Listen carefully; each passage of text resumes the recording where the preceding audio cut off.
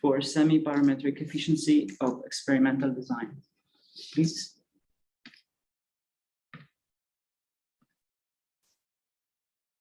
Hello, guys.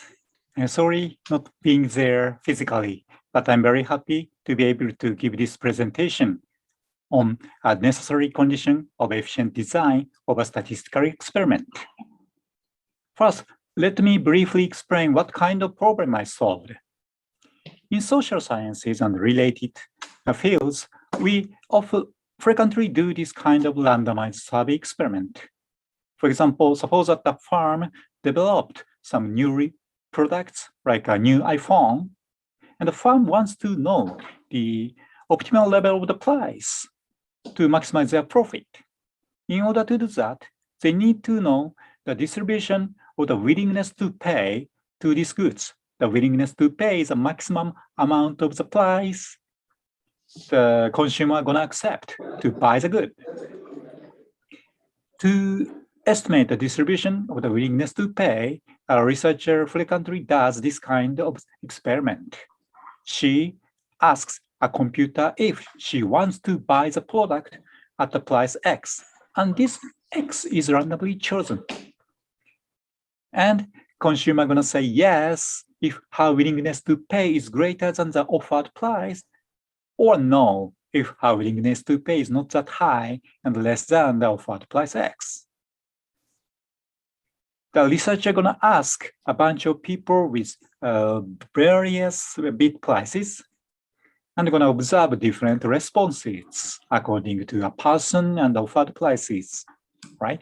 And based on the observations of the pair of offered price and the outcome, if they accept the price or not, she can estimate the distribution of the willingness to pay to the goods, and then she can estimate the demand function to the good and so on.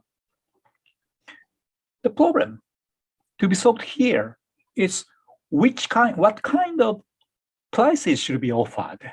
What is the best distribution of the bidding prices? And this is a problem I studied in this research. This is a table of contents. First, I'm gonna explain the model. And second, let me explain the optimization criteria with which the efficient design is going to be found, main results of the paper, and conclusions. Okay. The model is given by a four tuple of M, N, rho, and phi. M is a set of probability measures of willingness to pay, omega, and this is a set of distributions to be estimated in this experiment. On the other hand, N is also a set of probability measures of X bidding prices, but this N is chosen by a statistician. This is a set of distributions to be designed by us. Rho is a function giving a response to each experiment. Okay, rho is a function of willingness to pay omega and bidding price X, and Y is yes or no, for example. Okay, in the previous example, the response function is going to be this indicator function. Phi, the fourth element phi, describes the target of estimation. For example, if we are interested in the expected level of the willingness to pay, then this target of estimation is going to be understood as a smooth function of mu. Or if it is variance, it is also understood as a smooth function of mu. In each experiment, mu, nu, rho, and phi, first, the nature going to determine the distribution of willingness to pay among n consumers according to unknown mu. Then a statistician determines the distribution of the bidding prices x's according to nu, which is going to be designed. And these bidding prices going to be fed to a group of consumers, and the outcomes y1 to yn are going to be observed as a result of these experiments. Based on the data, estimators theta and hat going to be constructed, which of course, should be consistent to the true parameter value phi mu, and presumably it should be normally distributed in the limit, having the lower bound asymptotic variance, right?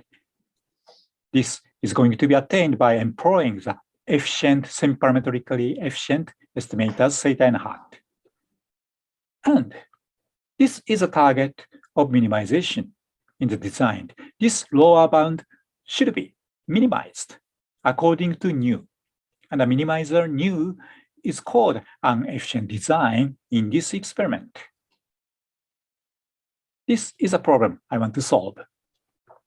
And the similar type of model problem is already solved by Cooper in JEEM, Journal of Environment Economics and Management in 1993. His target of estimation is some expected omega. And for the response function, binary response is considered. And the support of the willingness to pay is assumed to be finite.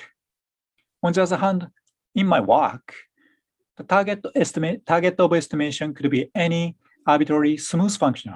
As long as it is smooth, it is okay. And the response function is not limited to the binary response. Arbitrary measurable mapping is fine. And the support of the unknown variable omega could be anything.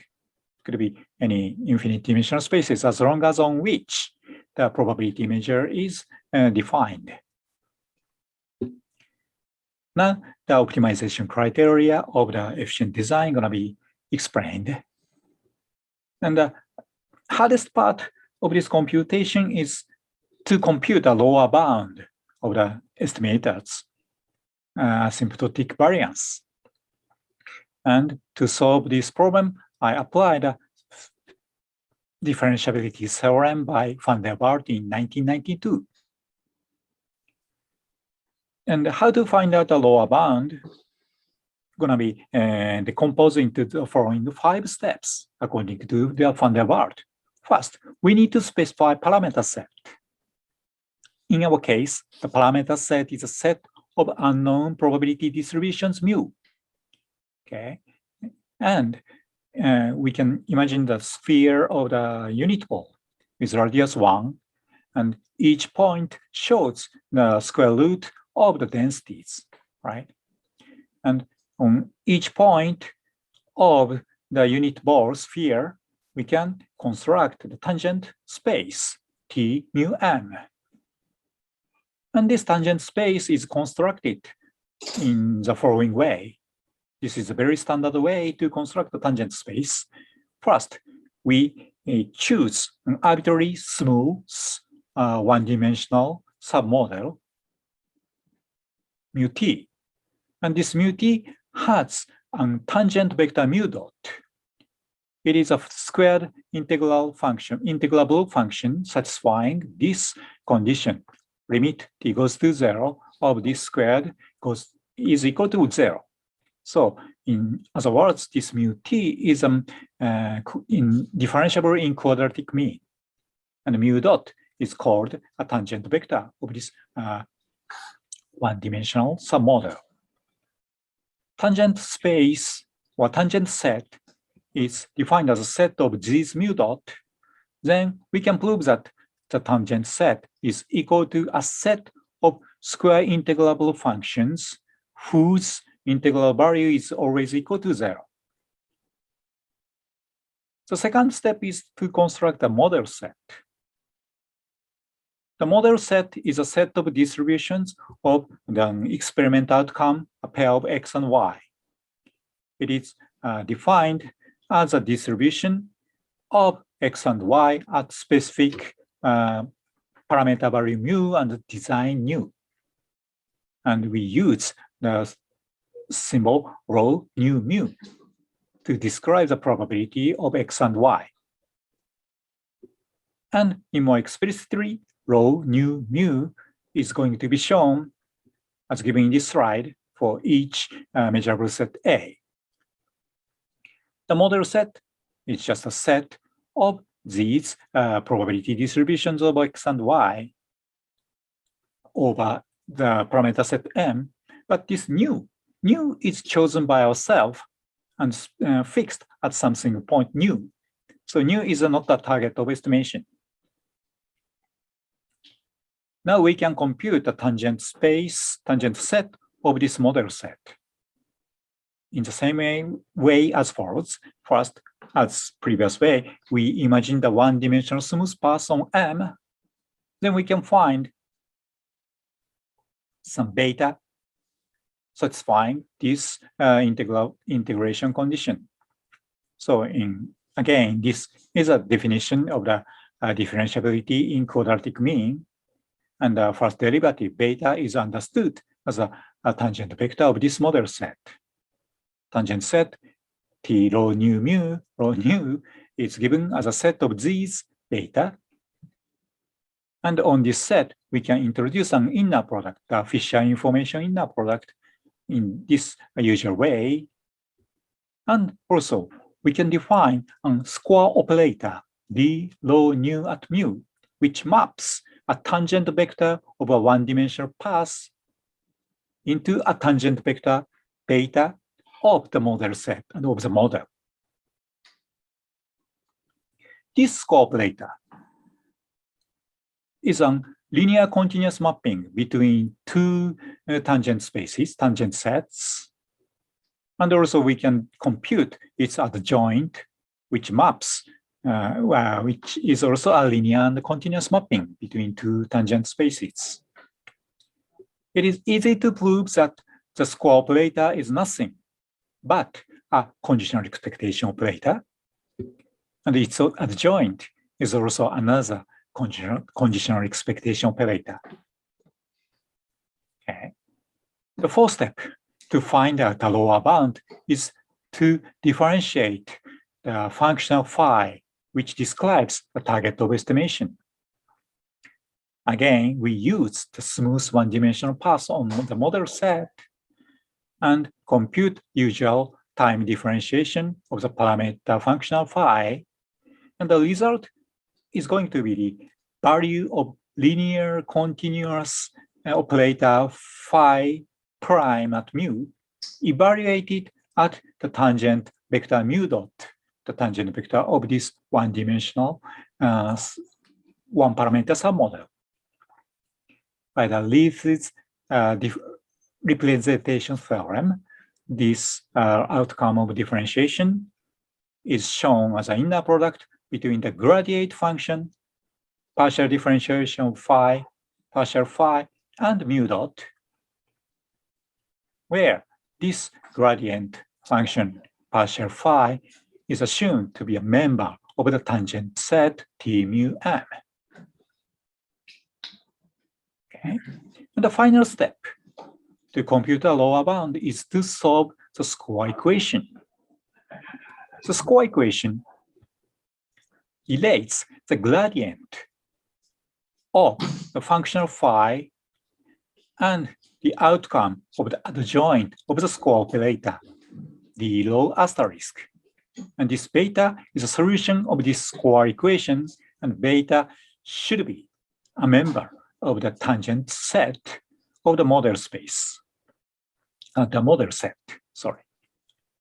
Or equivalently, since the square operator is a conditional expectation operator, we have this expression of the square equation too. We need to solve for each specific phi and nu to compute the lower bound, and also under some given rho.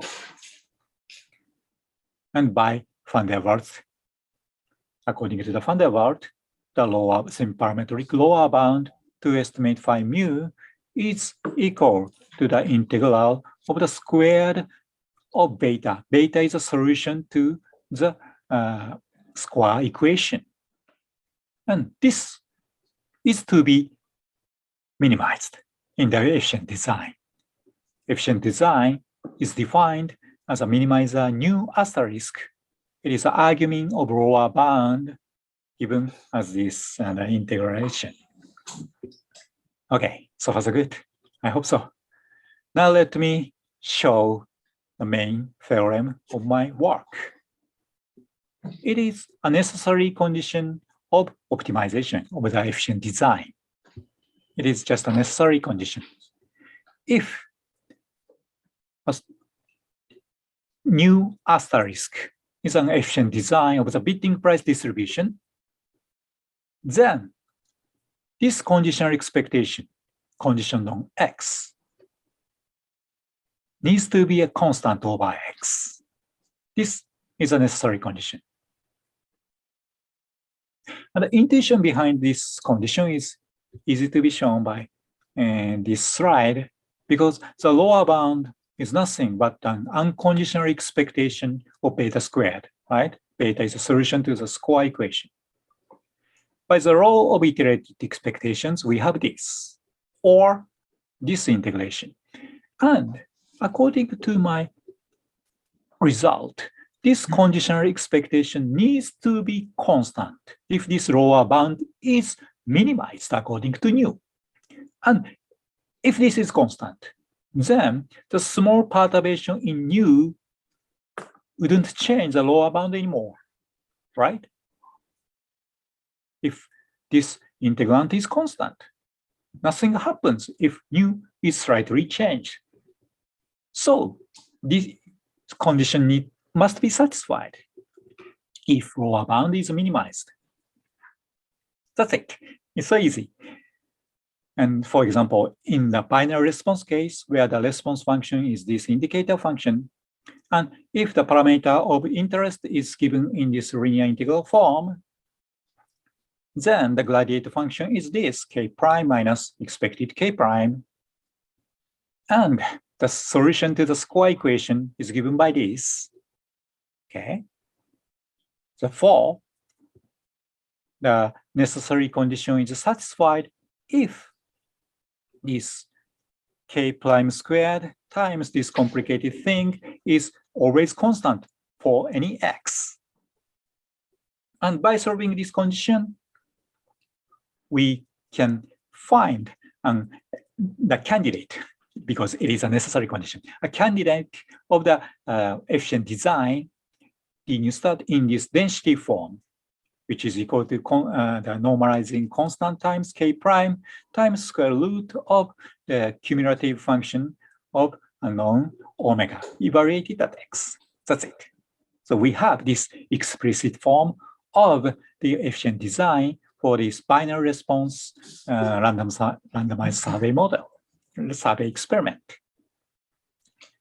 For example, if unknown distribution is uniform over 0 and 1, then this is an efficient way of offering the bidding prices. Okay, it is not uniform. It does not need to be identical to the unknown distribution. If, I don't know why, but squared expectation of squared willingness to pay is a target of estimation, then this is a shape of optimal distribution of bidding prices. And I think this is interesting. If the variance of omega is a target of estimation, then this is the efficient distribution of the bidding prices. We shouldn't ask the expected value of omega. Okay. And if median is the target of estimation, then it doesn't have a non-degenerated solution. The solution becomes degenerated. Okay, let me conclude the paper. Efficient design of a simple experiment is explained, and efficient design is defined by solving this integral equation. And if the design is optimal, then this conditional expectation becomes constant over x. That's it. And what to be solved is existence, sufficiency, multidimensional target, and more applications, of course. Okay, that's it. Thank you for asking. Thank you for listening to my presentation.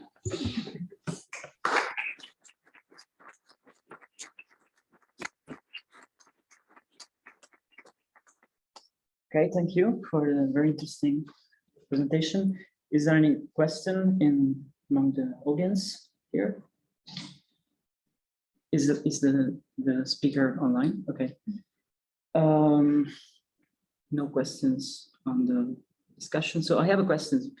So would the derivation profit from like a fully Bayesian approach, for instance, when you consider probabilities also on a new distribution?